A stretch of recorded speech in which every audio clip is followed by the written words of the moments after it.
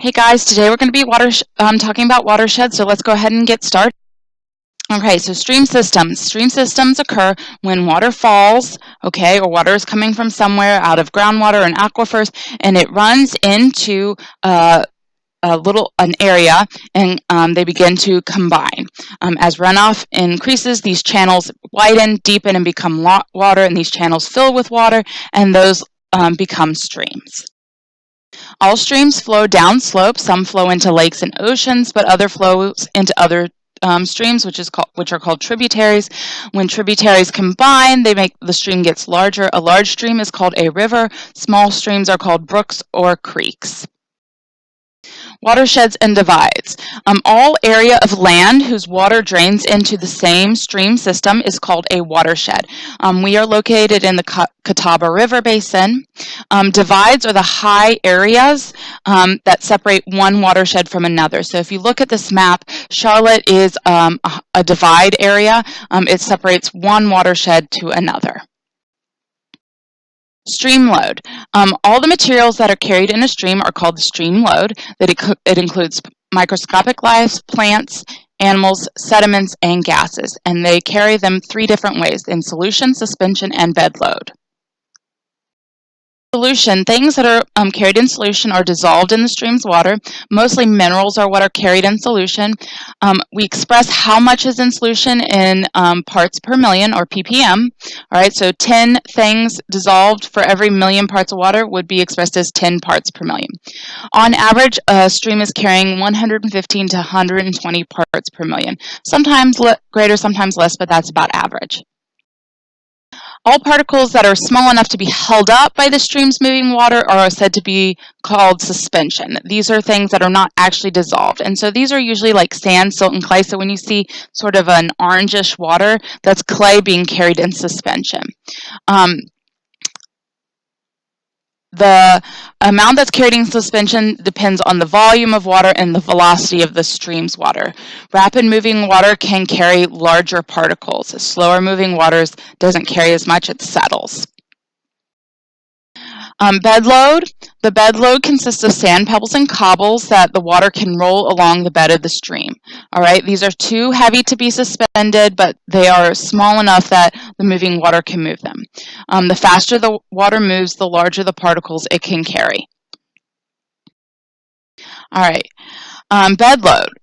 The particles in the bed load go through abrasion or a wearing away, all right, because the moving water tosses and tumbles the materials. And this causes them to become smooth and rounded. If you go to my low table, I have a couple rocks that I pulled off of the South Toe River when we were at fall camp, and you can see how they have gone through this abrasion and they're smooth and rounded. Bed load sediments also abrade the surface that they go on, and this creates potholes on the bottom of streams where the pebbles have slowly worn holes in the solid rock. Stream velocity and carrying capacity. The ability of a stream to transport material is called its carrying capacity, and it depends on its velocity or its speed and the amount of water that is moving. Discharge is the measure of the volume of the stream's water that flows over a particular location within a given period of time. And we calculate the discharge, by the width times the depth times the velocity. As discharge increases, carrying capacity increases. So those go together, up and up. All right, so let's talk about floodplains. Sometimes more water pours into a stream than the stream can actually hold within its normal banks. And this happens for various reasons. We know that we have hurricanes, we have various things, lots of rain. So that results in a flood. And a flood occurs when water spills over the sides of a stream's banks. The broad, flat area that extends out from a stream's banks and is covered by excess water is called the floodplain. So if you were to go down to that back field behind Miss Catherine's room, that is actually a floodplain because there is a creek behind the brick wall, and should that creek flood, there are holes in that brick wall, and it can flood into that field. So that is a floodplain, and it is broad and flat, and it will get covered by excess water in the instance of a flood. All right, floods are natural. They happen all the time, and for good reason, though they can be negatively affect humans. So a flood stage is when a stream overflows its banks. Flooding of a small area is called an upstream flood, and flooding of a large area is called a downstream flood. All right, so the National Weather Service monitors weather conditions, and the USGS establishes gauging stations on 4,400 streams in the United States. All right, this gives us a continuous record of the water level, and this allows for warning systems to warn humans of when floods are happening. So it can detect small rises in the water levels that can predict floods either downstream or upstream. So let's look at stream development. If we got three pictures here, so a young stream you can see really cuts deeply into the land. A mature stream, you see less of a cut, you see smooth areas. It looks less like sort of the Grand Canyon, even though the Grand Canyon is not a terribly young stream. All right, and when you have a really old stream, it meanders a lot. You get oxbow lakes, and lots of different things, and that's called an old age stream. So moving water carves a path. So the first condition for stream development is an adequate supply of water. Okay, and that usually comes from precipitation. All right, the region where the water first accumulates is called the headwaters, and this commonly is up in the high in the mountains. Over time, the moving water carves a narrow path into the sediment or rock, and this is called a stream channel. And the moving water is held in the stream channel by the stream's banks. So we have headward erosion, a small stream eroding away on the rock or soil at the head of the stream or the top. This lengthens the stream. New streams are small, narrow, and they move swiftly. And they sometimes have waterfalls or rapids, so think about what we see in the mountains. Sometimes a stream erodes the high area between two basins, joining one stream with another. And this is called stream capture or stream piracy. Think about what a pirate does. All right, the lower portion of the stream loses its water source, and this will be a point of research for people. All right, formation of stream valleys. As streams erode its path through the sediment and rock, it creates a V-shaped channel. So an example here is the Grand Canyon, which is the Colorado River, creating a V-shaped channel. All right. It continues to erode until it reaches a base level, and this is when it is at its lowest level that it can be at, which is sea level. All right, over time, the V-shaped valley will also be eroded away into a gentle sloping valley. So we see here the Colorado River flowing into the Grand Canyon and Lake Mead, and it's got a very defined area or defined size. Over time, it'll wear down to look more like the stream's bank here in this other image, where it's not as defined. All right. So over time, water can erode the sides of the channel, and this can cause it to bend or wind, which is called meandering. Okay. In a straight stream, you get the maximum velocity, maximum speed, and that maximum velocity is in the middle. In meandering streams, the maximum velocity is along the bend. If you look here at this image of a meandering stream, you can tell that it has maximum speed in the bend because you see it's continuing to erode away, and that's where you get a beach because the sediments build up. All right, and this building up causes erosion of one side and deposition on the other. So a meandering stream, so sometimes a stream will cut off a meander, and this creates an oxbow lake. The stream then deposits sediments along that meander, closing it off, and creating the oxbow lake. And this oxbow lake will eventually dry up. As the stream reaches a larger body of water, there's an end point. All right, the channel then becomes larger and wider, and this is called the mouth.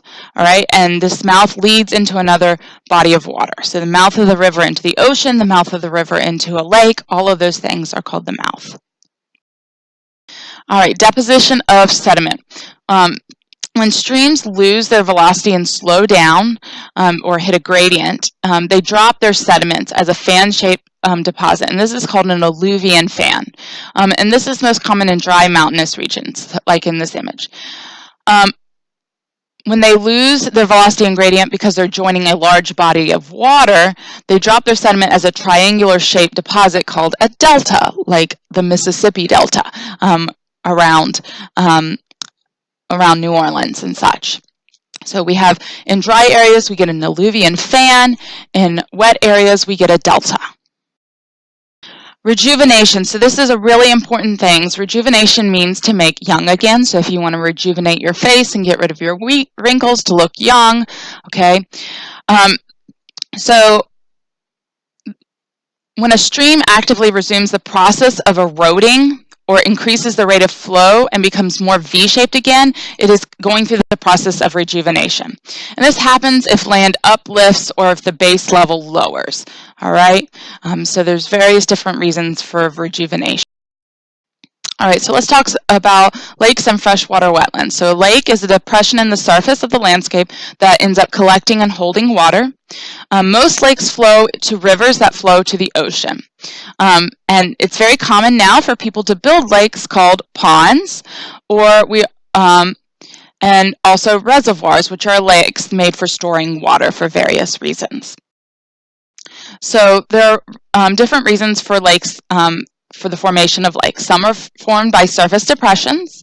Some are formed by meandering streams that make oxbows. Landslides can block off streams and create lakes. Glaciers that gouge out land when they're receding can create lakes.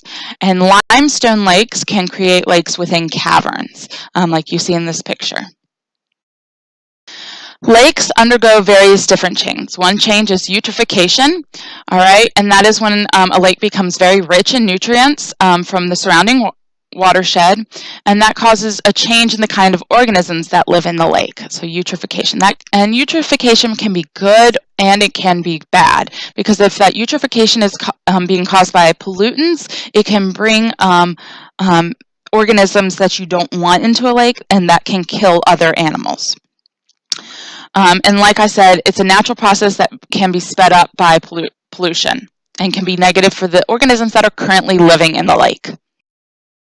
Freshwater wetlands. Wetlands are very important to the water cycle and to our existence.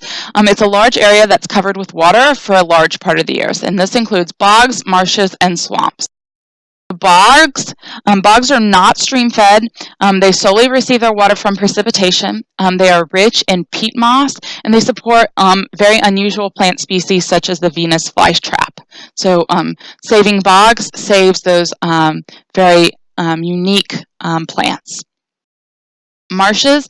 These form along the mouths of streams, and they grow marsh grasses. You'll see these near the beach, when you're driving to the beach before you get to the barrier islands. And along in these marshes, there's abundant wildlife with lots of grasses, reeds, sedges, rushes, and animals that live there. These marshes are often affected by high and low tides, so you can really see changes within the marshes. Swamps. Swamps are low-lying areas near streams. They may develop from marshes, but they don't have to. Swamps that existed 25 million years ago developed into coal reserves. So the swamps that we have now will likely become coal 25 million years ago, million years from now. So it's important that we save these swamps so that we have these things in the future. So saving swamps also saves a lot of wildlife that we wouldn't see otherwise. Wetlands. Wetlands play a very important role in improving water quality. They are a natural filtering system. They trap pollutants, sediments, and bacteria. They're habitats for migratory birds. They provide homes for abundance of wildlife. But however, people who want land, their desire for land often conflicts with wetland preservation. From the 1700s to the mid-1980s, 50% of wetlands in the United States were lost because people took them over. You can also grow a lot of things in wetlands that you can't grow elsewhere, and they're great for growing food and all those things, so people took them up for farming, a lot of it. Now we're really making a concerted effort to preserve our wetlands.